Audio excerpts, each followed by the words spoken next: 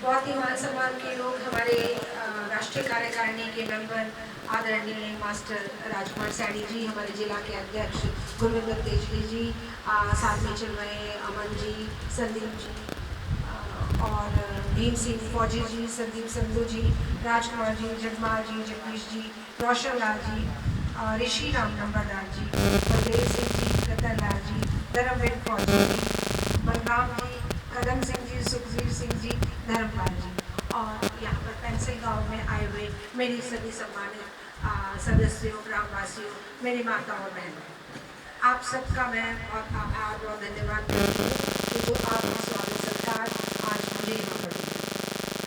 आज मैं आपके सामने वोट की अपील करने आई हूँ। 25 तारीख को लोकसभा का चुनाव है।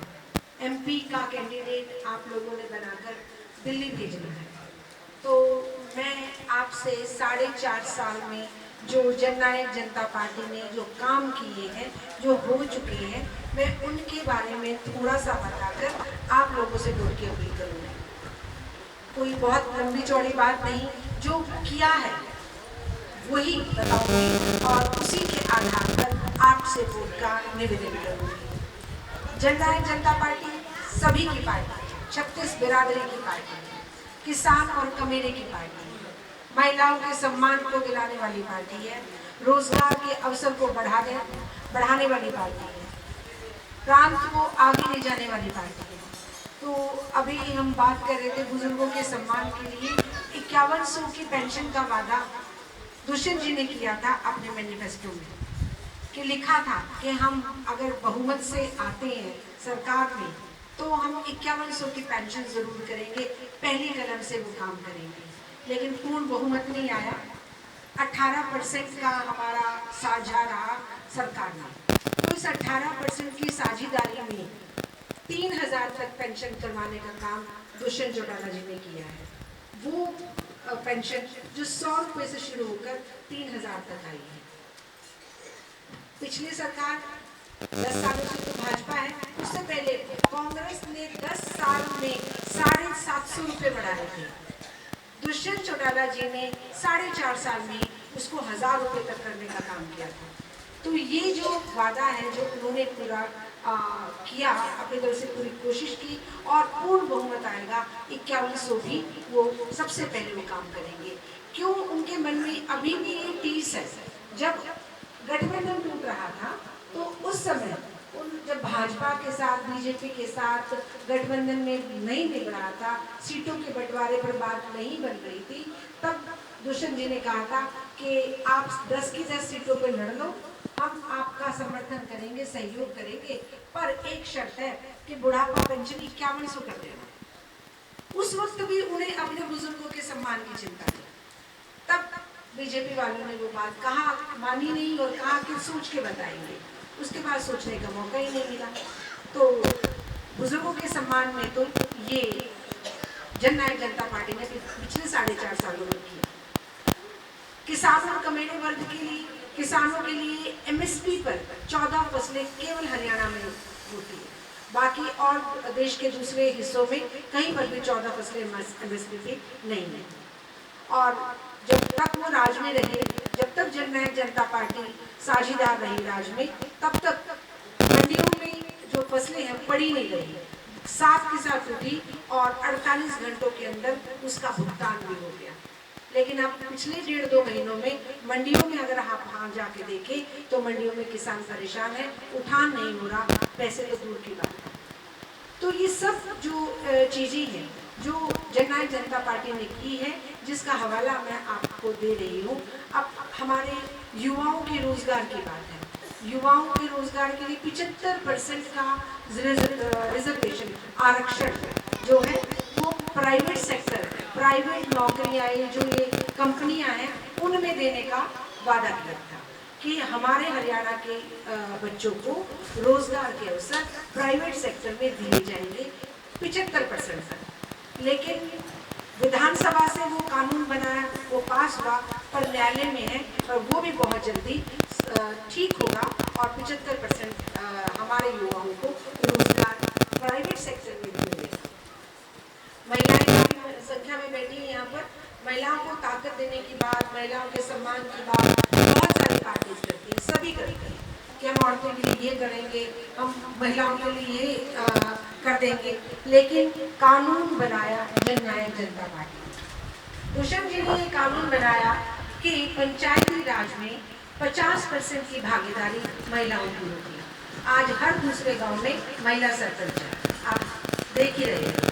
33% का आरक्षण औरतों को, महिलाओं को राशन डिपो में दिया ताकि वो सुचारू रूप से घर और बाहर का जो कार्यक्रम है वो अपना चला सके, और राजनीतिक प्लेटफॉर्म तैयार किया ताकि जो राजनीति में के क्षेत्र में वो आना चाहे उनको भी मौका मिले। तो ये सारे जो काम है वो जननायक जनता पार्टी के कारण से हुए हैं।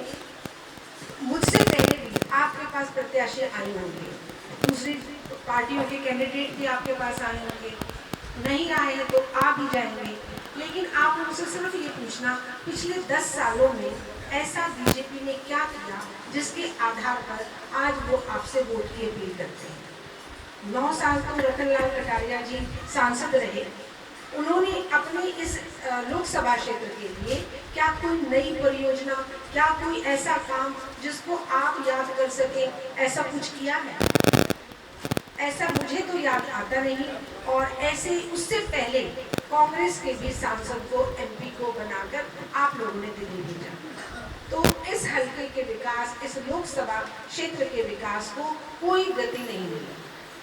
पिछले प्लान में मोदी साहब आए थे, अम्बाला में ही जब आए तो उन्होंने घोषणा की थी कि इस लोकसभा क्षेत्र में पड़ने वाला जो HMT है, जो पिंजौर में है, एक बहुत बड़ा कारखाना जहाँ ट्रैक्टर बनते हैं, तो HMT जो बंद पड़ी है तो उसको मैं दोबारा चालू करूँगा, ऐसा वो कहकर रहते हैं। लेकिन एक प्लान बीत गया, आज लग वो बंद ही है, वो चालू नहीं हुई, तो रोजगार के कोई अवसर यहाँ पर नहीं है। तो ये सारी बातें मैं इसलिए आपको कह रही हूँ ताकि ये समय है इन सब बातों को याद करने का, और याद कर कर आने वाले लोगों से ये पूछने का कि हम आपको वोट क्यों दें, ऐसा क्या आपने किया जो हमें याद रखना चाहिए। पिछले प्लान में पिछले वाले सांसद रतनलाल कटारिया जी को तो मंत्री भी बनाया था। मंत्री बनने के बाद भी उनके पास पावर बढ़ी थी कि वो बहुत कुछ कर सकते थे, लेकिन उन्होंने ऐसा कुछ नहीं किया। आपके इलाके की आवाज़, इस लोकसभा क्षेत्र की आवाज़ भी कभी उन्होंने नहीं उठाई। कभी प्रश्न काल में उनको प्रश्न करते हुए किसी ने नहीं सुना।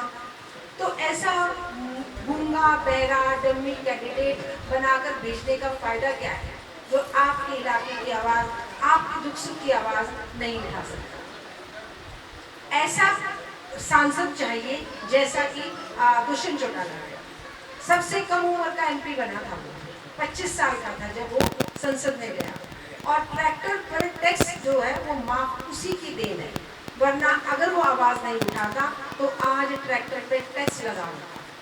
ट्रैक्टर का टैक्स हटवाया, उसके लिए संघर्ष किया, आवाज़ बुलंद करी, तभी बीजेपी सरकार झुकी और उसने वो जो कमर्शियल व्हीकल में आ गया था वो कानून वापस लिया, और आज ट्रैक्टर टैक्स फ्री है जिसका फायदा पूरे देश को हो रहा है। तो ऐसे नेता अगर अपने एरिया की आवाज़, अपने क्षेत्र की आवाज़ लेकर संसद में जाएंगे तो वो ज़्यादा बेहतरी से काम कर पाएंगे। राष्ट्रीय पार्टियों को आपने देखा, राष्ट्रीय पार्टियाँ चाहे वो भाजपा हो, चाहे वो कांग्रेस हो, बड़ी पार्टियाँ हैं, तो बड़ी पार्टियों का जो सांसद होता है उसके ऊपर प्रेशर भी बड़ा बड़ा होता है और उनका एजेंडा भी बड़े बड़े होते हैं। वो बड़ी बड़ी बातें तो करते हैं लेकिन अपने इलाके की छोटी छोटी समस्याएं वो भूल जाते हैं, उनको नज़र ही नहीं आती। आज भी कई गांवों में बिजली और पानी की समस्या है, सड़कों की भी समस्या है, तो ये कम से कम ये तो होना ही चाहिए था। 25 करोड़ रुपए एक MP को 5 सालों में मिलते हैं। इन 5 सालों में 25 करोड़ रुपए की धनराशि कोई कम नहीं होती, जिसे उनको अपने हल्के के इस्तेमाल के लिए लगाना होता है कि किस तरह से वो अपने 25 करोड़ रुपए से अपने लोकसभा क्षेत्र का जो छोटे मोटे के काम है, कम से कम वो तो करा ही सके। बाकी तो बहुत सारी परियोजनाएं होती हैं, सेंटर से बहुत सारे फंड्स और आते हैं, बहुत सारी योजनाएं होती हैं जिनका पता सेंटर में जाकर या एक एमपी को भली भांति होता है, और अगर नहीं होता तो उसे पता करना चाहिए कि क्या क्या ऐसी परियोजनाएं हैं। पर 25 करोड़ रुपए तो बिल्कुल पक्के तौर पर उनको मिलते हैं जो अपने एरिया का विकास कर सके। लेकिन पिछले सांसद ने अपनी वो धनराशि का 5 करोड़ भी खर्च नहीं किया, बाकी सारा खत्म हो गया, लैप्स हो गया, तो वो किसी काम नहीं आया। और अगर मैं इसी का एक उल्टा एक और चीज बताऊं, जब दुष्यंत चौटाला जी एमपी बने थे हिसार से, तब उन्होंने ना केवल अपने 25 करोड़ सारे लगाए, चाहे वो डिजिटल वाईफाई का हो, डिजिटल लाइब्रेरी का हो, पानी के टैंकर हो, और बहुत सारी और चीजें, अपने पूरे पैसे उन्होंने इस्तेमाल किए। ये सब चीजें कहने के लिए ऑन रिकॉर्ड होती है, ये आप नेट पर बच्चे जो है सर्च कर सकते हैं, ये ऑन रिकॉर्ड है। और अपने तो पैसे लगाए ही लगाए। जो पिछले वाले बिश्नोई जी के जब वो एमपी थे, जब वो पैसे वापस चले गए थे, उनने भी लिया है वापस, कह ये इस लोकसभा क्षेत्र के पैसे हैं तो ये यही लगेंगे। पिछले आड़े की भी लाया और अपने भी लगाए। तो ऐसी सोच रखने वाला नेता, ऐसी विचारधारा को रखने वाली जो पार्टी है, तो वो क्षेत्रीय पार्टी नहीं हो सकती है जो अपने क्षेत्र का भली भांति विकास कर सकती है। भाजपा वाले आएंगे, भाजपा सरकार का विरोध इसलिए कर रहे हैं क्योंकि सत्ता में रहने वालों का ये विरोध होता है। अब कल मोदी साहब आ रहे हैं अम्बाला में फिर से, एक बार फिर से, पिछले प्लान में भी आए थे, बहुत सारे वादे करके गए थे, बोलते थे 15 लाख रुपए हर एक के खाते में आएंगे, फिर कहते थे कि 2 करोड़ रोजगार के अवसर हर साल मिलेंगे। ना 2 करोड़ रोजगार मिले, जो रोजगार चल रहे थे वो भी खोजने का काम करें। सारे सरकारी संस्थान बंद हो रहे हैं, सरकारी नौकरियां जो हमारे युवाओं की पहली पसंद थी, बाढ़ जब लड़कों का ब्याह हुआ अगर ना, तो छोरी वाले पूछा अगर सरकारी नौकरी कराए कि छोरा, तो सरकारी नौकरियों का एक रुतबा था, पर सरकारी नौकरियां धीरे धीरे खत्म हो रही है और सब प्राइवेट की तरफ जा रहे हैं। अडानी अंबानी का जो गोदाम के गोदाम भरे जा रहे हैं और खून चूसा जा रहा है आम जनता का। आज भ्रष्टाचार देख लो, चरम पे है, महंगाई देख लो, आज गैस का सिलेंडर आप महिलाएं जानती होंगी 1000 रुपए का हो रहा है। पहले जब यही 400 रुपए का था ना, तो ये बीजेपी वाले सड़क पर बैठ गए सिलेंडर लेकर और बोलते थे बहुत महंगाई होगी। आज 1000 रुपए का, आज इनको महंगा नहीं लग रहा। आज आप भ्रष्टाचार को देख लो, जितने भी करप्ट लोग थे, जितने भी भ्रष्टाचारी हैं देश के बड़े बड़े, वो सब भाजपा में है। और ये जो अभी पीछे घोटाला हुआ, बॉन्ड घोटाला मतलब चंदा ले लिया। अब बॉर्डर में तो मतलब मैं बिल्कुल सीधी स्पष्ट भाषा में चंदा लेने का जो काम हो रहा है, तो बड़ी बड़ी कंपनियां थी जिनका अपना कोई प्रॉफिट नहीं दिखा रहे थे, लाभ नहीं दिखा रहे थे, जो लाखों रुपए में लाभ नहीं दिखा, जो घाटे में चल रही कंपनियां थी, उन्होंने भी करोड़ों रुपए चंदा दिया। जब वो घाटे में चल रही है तो करोड़ों रुपए चंदा कहाँ से लाएगा? और ये तो अखबारों में छपी 6,500 करोड़ से ऊपर तो बीजेपी के खाते में गया है। तो ये देश के इतिहास का सबसे बड़ा घोटाला है। तो इतने सारे घोटाले करने वाली जो सरकार है, तो वो जनता का ही, ये सब पैसा है किसका? आपका और हमारा ही है, जनता का ही है। हम टैक्स जीएसटी चीजें खरीदते हैं, जीएसटी पे खरीदते हैं, जीएसटी लगी होती है उनके अंदर, उसके बाद ऑलरेडी फिर भी हम कंपनी उस पर एमआरपी पे खरीद रहे होते हैं, तो टैक्स दे दिया, टैक्स दे रहे। तो ये तो नाइंसाफी है। आजकल पीले राशन कार्ड बन रहे हैं गाँव में, सबके पीले राशन कार्ड होंगे जो गरीबी रेखा से नीचे है, लेकिन पीले राशन कार्ड में भी एक और नया उन्होंने सिस्टम शुरू कर दिया कि पीले राशन कार्ड वाले लोग अगर अपने घर में टाइल भी लगा ले, उनका पीला राशन कार्ड काट रहे हैं। क्या साफ सुथरा घर एक गरीब की इच्छा नहीं हो सकती? तो वो भी उस काटने का काम कर रहे हैं।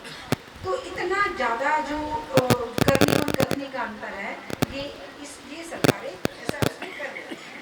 तो मैं सिर्फ ये कहना चाहूँगी कि जब भी आपके पास भाजपा सरकार वाले लोग आए, आप उनसे जरूर ये बात पूछें और एक तरफ जननायक जनता पार्टी है जिसने 4.5 साल के कार्यकाल में बहुत ही कम समय में वो सारी जो लोक कल्याण की, लोक हित की चीजें थी वो करके दिखाई। मारुति का प्लांट, चले मैंने जिक्र कर दिया, मारुति का प्लांट यहाँ पर लगा और सड़कों का जाल भी बिछा जो बड़े राष्ट्रीय राजमार्ग थे। तो इस तरह के जो काम है वो दुष्यंत चौटाला जी ने किए। लोग उन्हें कई लोग उन्हें कहते हैं कि वो किसान विरोधी है। अगर किसान विरोधी होते तो एमएसपी पर फसलें नहीं जा रही होती और ना ही ये जो फसल खराबा हुआ, फसल खराबे पर 15,000 रुपये प्रति एकड़ के हिसाब से जो मुआवजा है बीमे का वो ना दिया जाता। तो सर्व हित के लिए जननायक जनता पार्टी है, 36 बिरादरी की जननायक जनता पार्टी है, रोजगार के अवसर देने वाली जननायक जनता पार्टी है, महिलाओं के सम्मान को बढ़ाने वाली जननायक जनता पार्टी है और ऐसी सोच है उस युवा जननायक दुष्यंत चौटाला। तो मैं अपनी उसी पार्टी के प्रत्याशी के रूप में आज आपसे वोट मांगने के लिए आई हूँ। आपने मुझसे पहले भी दूसरी पार्टियों के लोगों को चुनकर संसद में भेजा है, नतीजा आप लोगों के सामने है। 10 साल आपने पिछले देख लिए, उस तक पिछले भी देख लिए। तो अगर एक बार आप मुझे मौका देते हैं तो मैं आपको यकीन दिलाती हूँ कि मैं आपके बीच में ही रहकर वो सारी परियोजनाएं, वो सारे बन पड़े काम को पूरा कराने का पूरा प्रयास करूंगी। आपके इस हल्के की, इस लोकसभा क्षेत्र की आवाज़ बनकर मैं वैसे ही संसद में जाऊंगी, बात करूंगी जैसे कि दुष्यंत जब उन्होंने टैक्स माफ कराया। तो ये सारी बातें आप लोग समझते हैं, कुछ अनजान नहीं है आप इन सब बातों से। तो 25 तारीख का जो दिन है वो वोट डालने का दिन है। प्रजातंत्र की एक तरह के आपको मौका देता है, आपका अधिकार है कि आप अपनी मर्जी के नुमाइंदे को चुनकर संसद में भेजें। बहुत सारी बातें भाजपा वाले करेंगे आपसे। कल देखना बहुत सारी योजनाओं का पिटारा कल खुलेगा जब मोदी साहब यहाँ पर आए। तो बहकने की जरूरत नहीं है। जो जैसा वो अभी कह रहे ना, आजकल मोदी की गारंटी चल रही है 5 किलो अनाज 80 करोड़ जनता को फ्री में दे रहे हैं। तो फ्री में अनाज देने से कहीं बेहतर है कि 10,000 की नौकरी का जुगाड़ हर घर में कर दे। फ्री में 5 किलो अनाज से सारी जिंदगी तो नहीं कटती। और वो कह रहे आने वाले 5 साल तक मैं फ्री में अनाज दूंगा। यानी कहने का मतलब ये हो गया कि आने वाले 5 साल भी जो गरीबी रेखा से नीचे है वो गरीबी रेखा के नीचे ही रहेंगे, 5 किलो अनाज से ऊपर नहीं उठ सकते। एक मतलब ये भी होगा। तो रोजगार क्यों नहीं देते?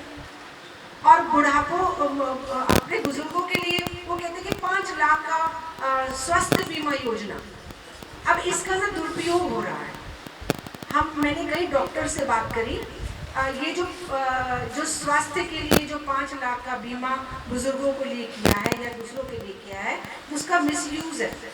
जब कोई बुजुर्ग या कोई व्यक्ति जिसका 5 लाख का बीमा है वो डॉक्टर के पास जाता है, सरकारी अस्पतालों में या प्राइवेट अस्पतालों में जाता है और उनको पता है कि ये बीमा हुआ है, तो वो जो बीमारी नहीं होती ना वो बीमारी भी बता देते हैं, बड़ी बीमारियां बताते हैं। उनको पता है पैसे तो बीमा वाले ने देने हैं, उनका तो बिजनेस हो गया। ये डॉक्टरों का ये बिजनेस हो गया।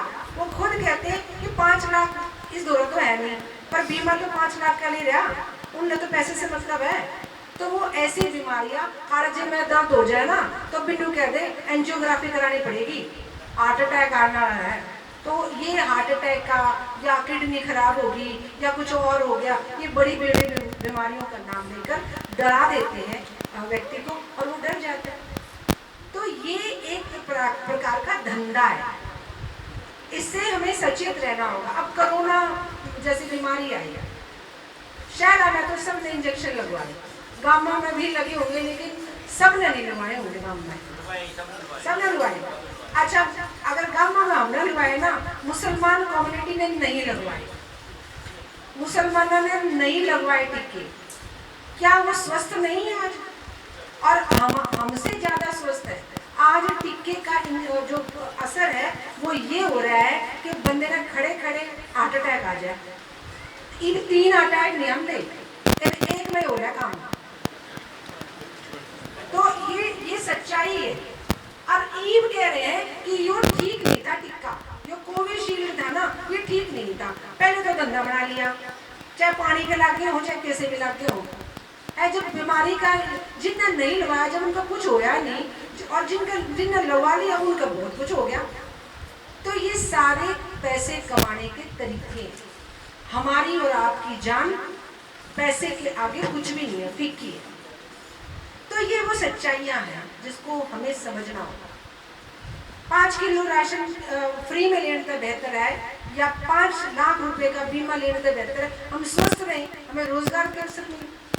इनके मंत्री संतरी जितने भी हैं, कई ना मैं भी जानू, जो कर्जदार थे, एमएलए बनने से पहले जो लोग कर्जदार थे, आज 7 पुश्तों का रुपया कमा लिया उन्होंने।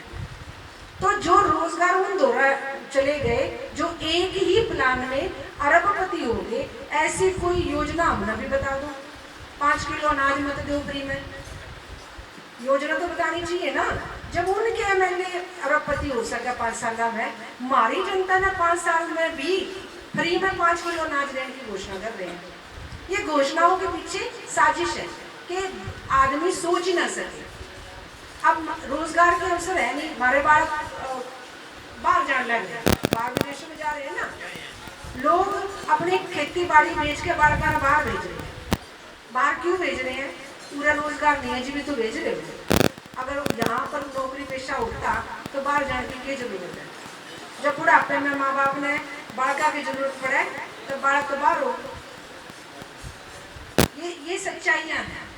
तो हमको अपने इस इलाके में जो चीज़ें यहाँ हमें चाहिए, हम गुजरात मॉडल की बात नहीं करेंगे कि गुजरात में नहीं कर दिया, करा होगा गुजरात में, हरियाणा में क्या कर दिया। और जो पिछले बार में कह के गया था कि वो इबलग नहीं होया, तो जो कल कह के जाएगा ना वो भी नहीं होगा। तो मेरा निवेदन केवल यही है, सोच समझ कर वोट डालना। आज आपकी परीक्षा का दिन है, निर्णय का दिन है, क्योंकि आपके पास वो ताकत है कि आप सरकारें बना सकते हो, सरकारें पलट सकते हो।